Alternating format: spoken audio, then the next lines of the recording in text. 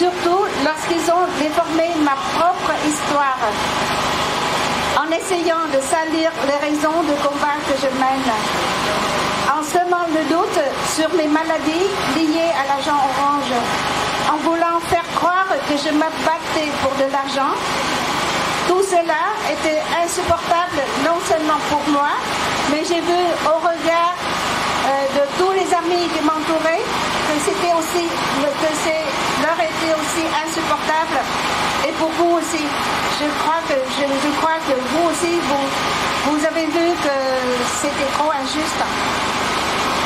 Cependant, en les écoutant et en regardant les juges attentifs à leurs arguments et à ceux de mes avocats, je me disais que la vérité et donc la justice seraient au rendez-vous de ce long combat. Il n'en est rien. Les juges ont donné raison aux sociétés criminelles. J'ai toujours dit que j'avais confiance en la justice du pays qui m'a accueilli. Aujourd'hui, j'avoue que ma confiance en elle est ébranlée. Les avocats de la partie adverse sont grassement payés pour défendre l'indéfendable. Je suis persuadée qu'ils sont fiers et contents d'eux, mais ils font erreur, parce que je me sens même plus forte après cette décision.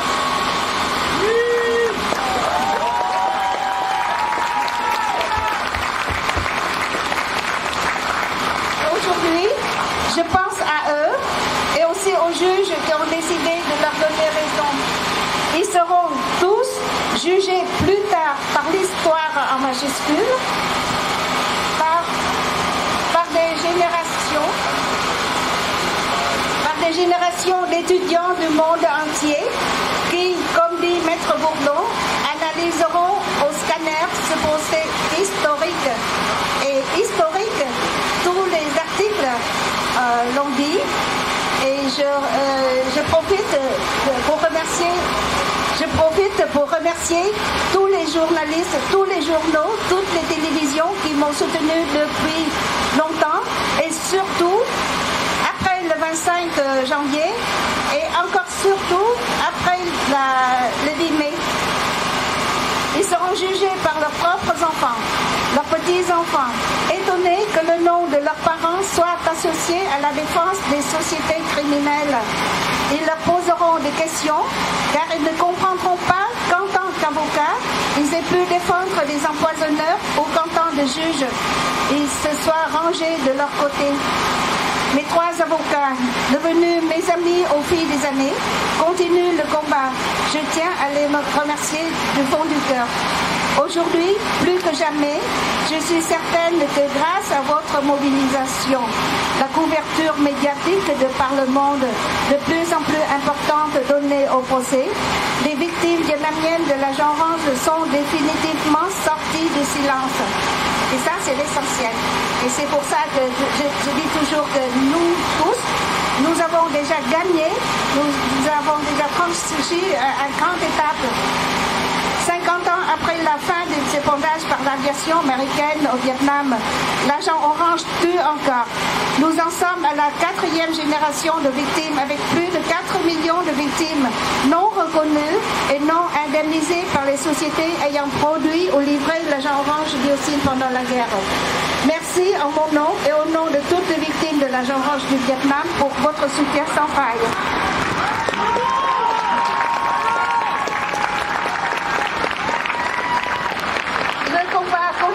Pour toutes les victimes de l'agent orange dioxine, du chlordécone, d'autres poisons, d'autres pesticides.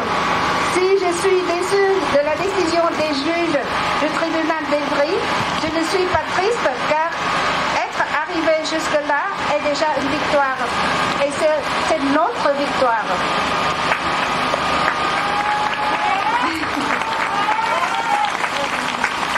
Aujourd'hui, en cette journée de la marche contre Monsanto, nous ne chantons pas notre victoire, mais nous crions notre colère. Nous crierons notre colère jusqu'à ce que les céréales empoisonneurs soient jugés et justice soit rendue aux victimes. Le combat sera encore long. Il se peut que je n'en vois pas l'issue, car nous savons que les sociétés céréales empoisonneuses jouent la montre, espérant que je m'éteigne soit du fait de mon âge, soit à cause des maladies dues à l'agent orange. Le monde change. J'ai confiance en la jeunesse porteuse des valeurs de solidarité, le respect de la planète, de la nature. Je vous transmets la responsabilité de poursuivre mon combat qui est devenu le vôtre. Merci et en avant.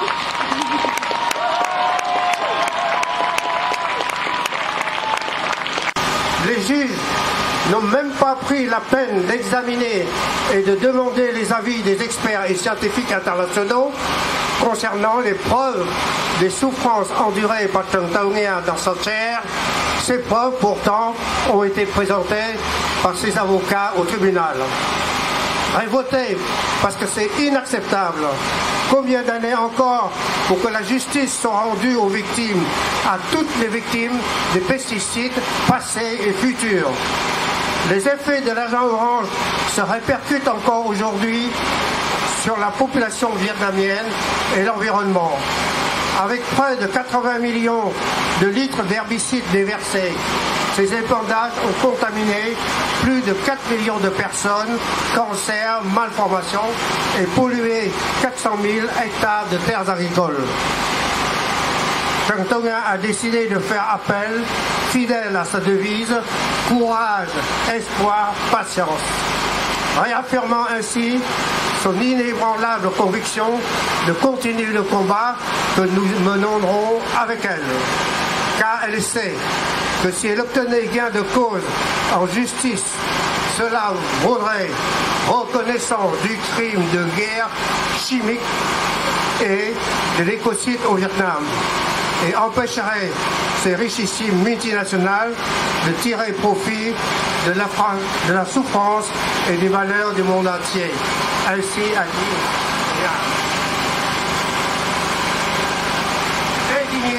Indignez-vous, avait lancé Stéphane Hessel.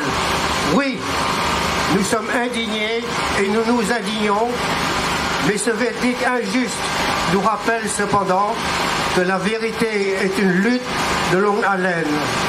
Mais notre volonté n'en est que consolidée. Le combat pour obtenir justice pour Chang Tao-Nga et pour toutes les victimes de l'agent orange ne s'arrêtera pas là. Nous nous réjouissons beaucoup de voir de plus en plus comme la jeune génération, mais aussi les moins jeunes, sont avec Chang Tao-Nga et s'impliquent avec enthousiasme et succès dans la bataille médiatique de l'opinion publique internationale. Nous voulons dire à Chang Tao-Nga, la mère courage, la grand-mère courage, l'arrière-grand-mère courage, l'espoir de plusieurs générations de victimes de cette dioxine homicide. Nous te souhaitons beaucoup de force et de santé pour le combat qui nous attend. Nous voulons dire et chanter, si j'en étais capable, aux amis américains comme Watermelon Slim, We shall overcome. Aux amis chiens qui ont écrit un art pour la soutenir, Venceremos. À tous les Vietnamiens, victimes ou pas, des serial killers chimiques, Quyết Thắng, dire à tous les amis de Nga de par le monde, nous vaincrons. Nous vaincrons, car nous savons que notre cause est juste, car c'est celle de la justice et de la conscience humaine. Merci.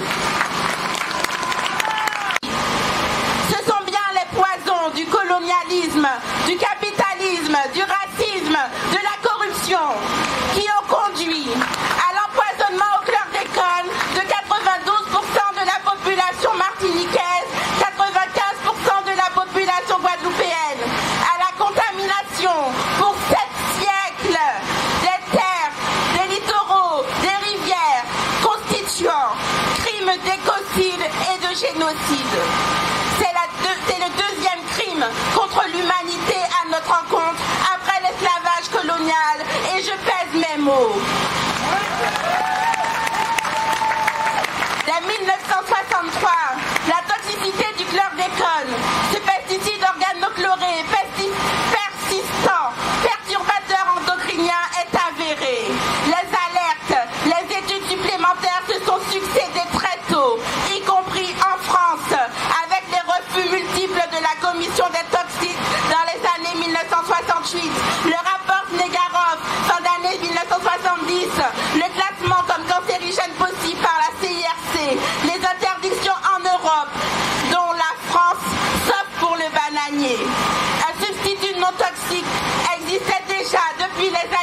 210. Mais pourtant, la Martinique détient aujourd'hui le triste record mondial de cancer de la prostate. Endométriose, retard de développement psychomoteur, prématurité, présence de chlordécone dans le cordon ombilical des enfants. Des générations sont sacrifiées. Nombre de pêcheurs et de petits agriculteurs sont privés de moyens de subsistance. L'alimentation traditionnelle est remise en cause. Pourquoi? Pour assouvir la soif de profit toujours plus grande des lobbies puissants de la caste véquée, ces descendants directs des colons esclavagistes, détenteurs des plus grandes exploitations agricoles et qui ont donc intérêt à maintenir la monoculture de la banane pour capter outrageusement les millions des subventions de la PAC, appauvrissant nos sols, empêchant toute possibilité de diversification réelle, tuant la biodiversité. C'est cette même caste de profiteurs dont la domination économique et le contrôle de l'import-export qui réduit à néant toute initiative des politiques locaux pour la protection de la terre et de leurs administrés. Pourtant, c'est bien dans un cocktail de poison que les populations sont contraintes de vivre.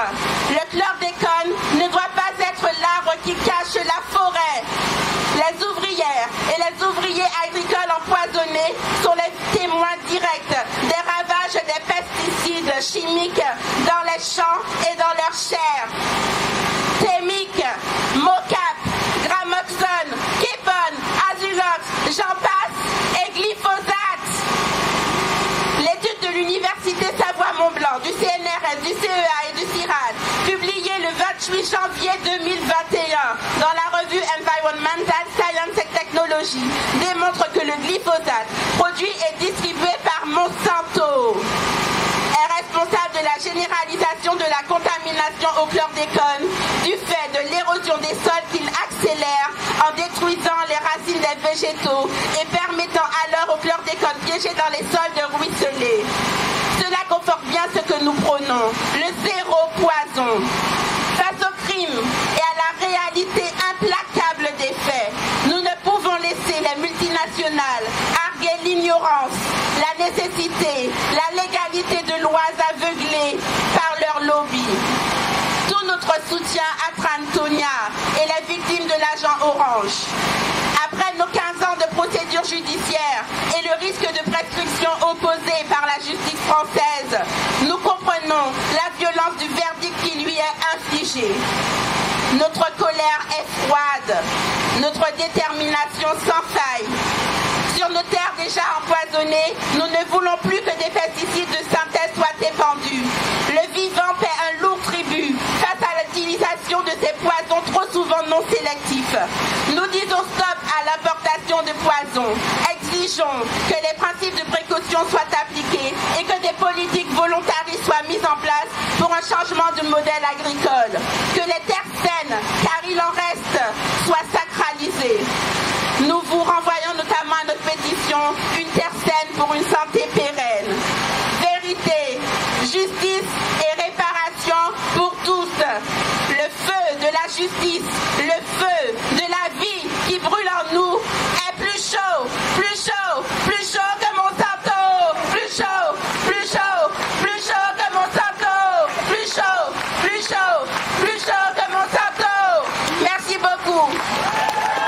Parce qu'il n'y a aucune évaluation qui est correctement faite, ni au niveau européen, parce que avant d'arriver sur le marché en France ou en Allemagne ou en Pologne ou en Grèce, un produit d'abord passe par l'Union européenne et par la fameuse EFSA, l'Agence européenne de sécurité alimentaire.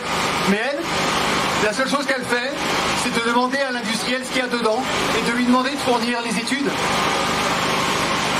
Et lui, il dit, il y a une molécule dedans qui est le principe actif. C'est tout.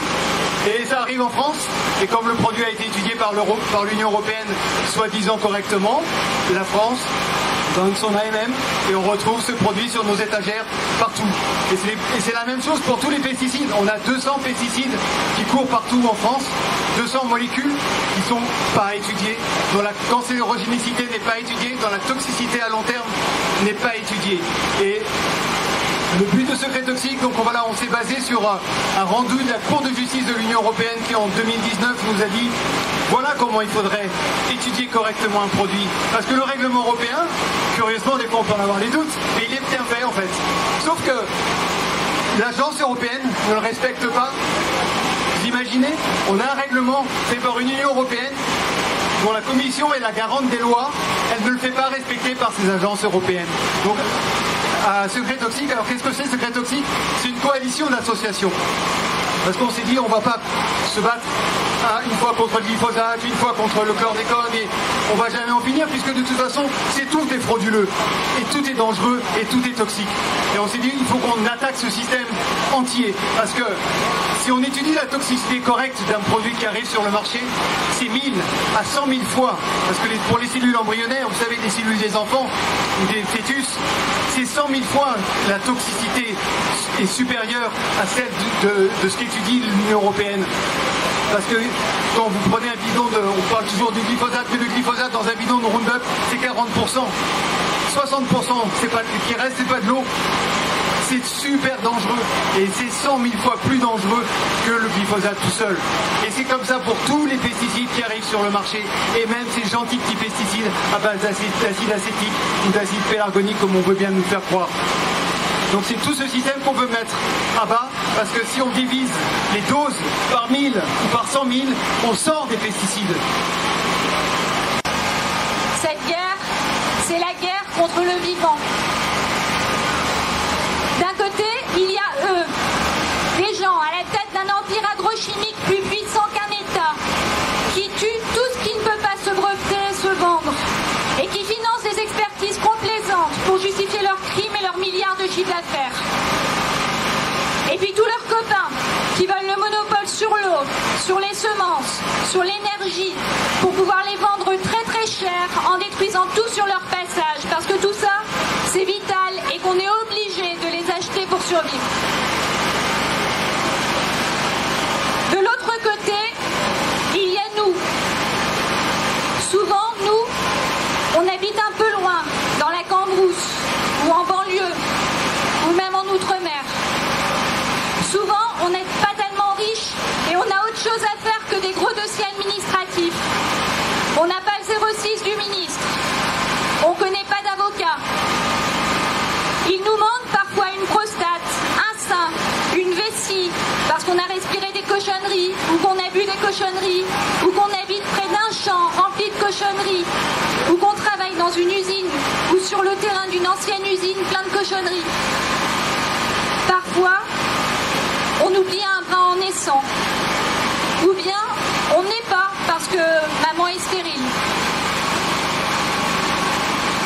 Et quand on leur dit, eux et leurs copains qui font du greenwashing, ils nous répondent « Arrêtez de vous victimiser, vous n'avez pas de preuves.